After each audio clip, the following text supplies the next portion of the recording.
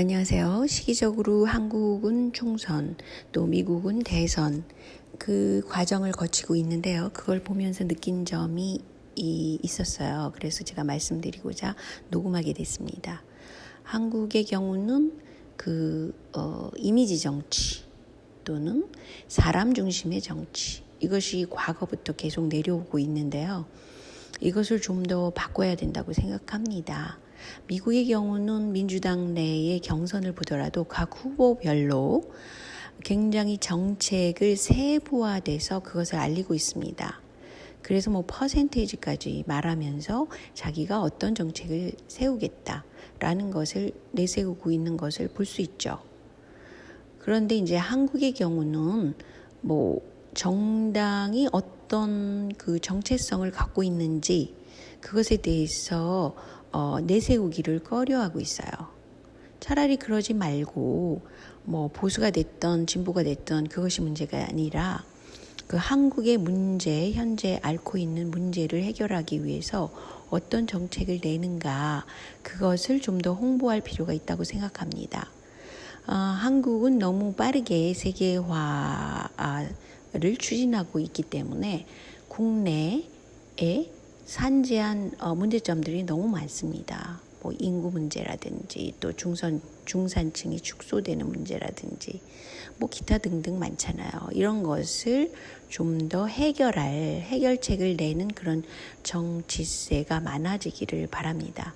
그것은 단지 그냥 말로 포장된 그런 오뎅을 어디 가서 먹고 또는 그 숟가락을 얹고 이런 것으로는 해결될 수 없는 문제라고 볼 수 있어요.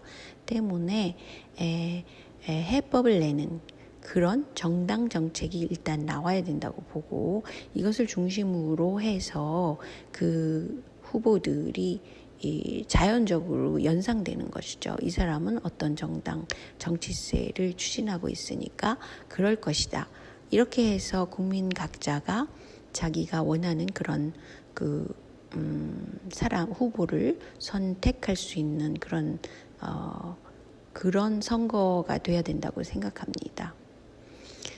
그래서 인물 중심보다는 가령 예를 들어서 중산층을 어떻게 확대할 것인가에 대해서 경제 정책이라든가 또는 대기업의 세율 문제라든가 부동산의 세율 문제라든가 이렇게 조금은 구체적인 것을 가지고 경제 정책이 굉장히 중요한 시점이고요.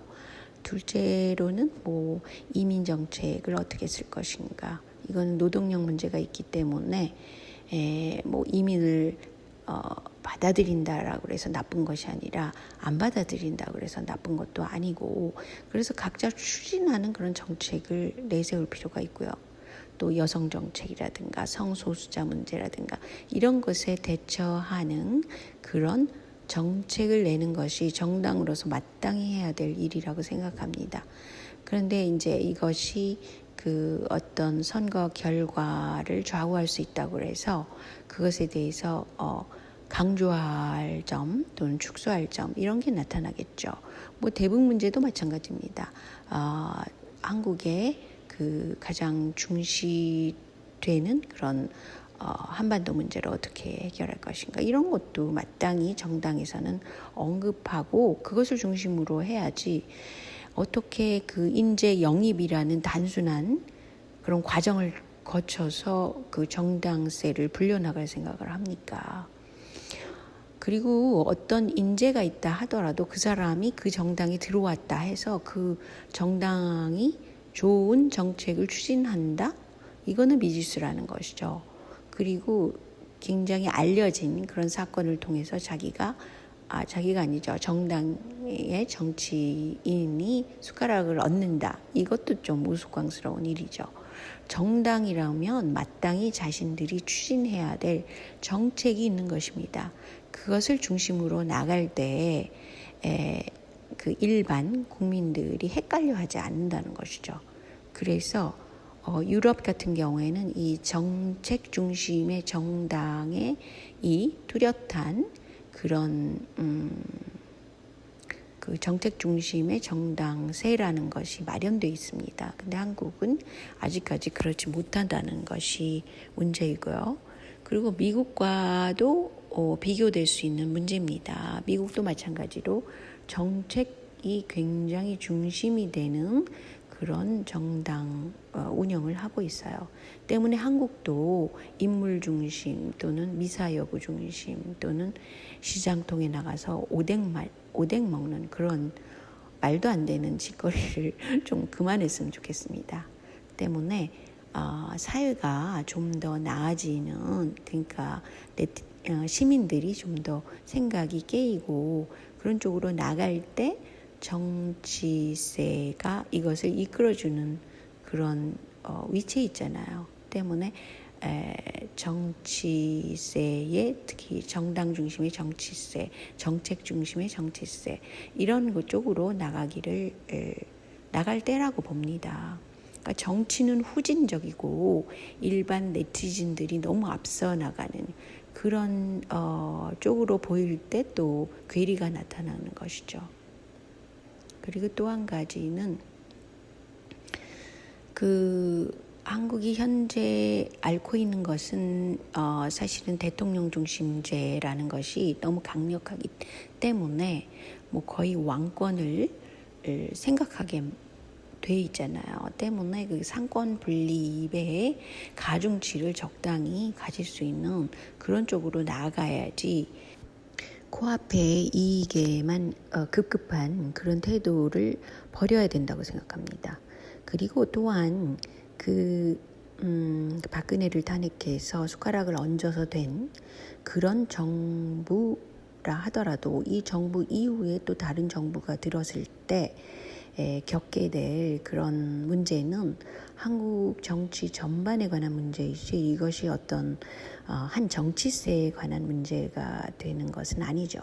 게다가 이제 한국은 부정선거라는 문제가 아직도 남아있는 것이고 구조적으로 대법원이라든지 또는 선관위라든지 특히 많은 사람들이 이 선관위가 박정희 밑에서 만들어진 장기 집권을 위한 그런 기관이었다는 것을 잊고 있습니다. 그래서 다른 나라 선진국에서는 있지 않은 그런 조직들이 있다는 점에서 이 점을 어떻게 볼 것인가에 대해서 좀 더 긴 틀에서 토론을 해야 된다고 생각하고요. 또 이것 이외에도 김무성이 언급한 과거에 선거 기간에 언급한 그 버스를 돌려라라는 식의 그런 말도 안 되는 선거 부정이 일어날 수 있다는 점.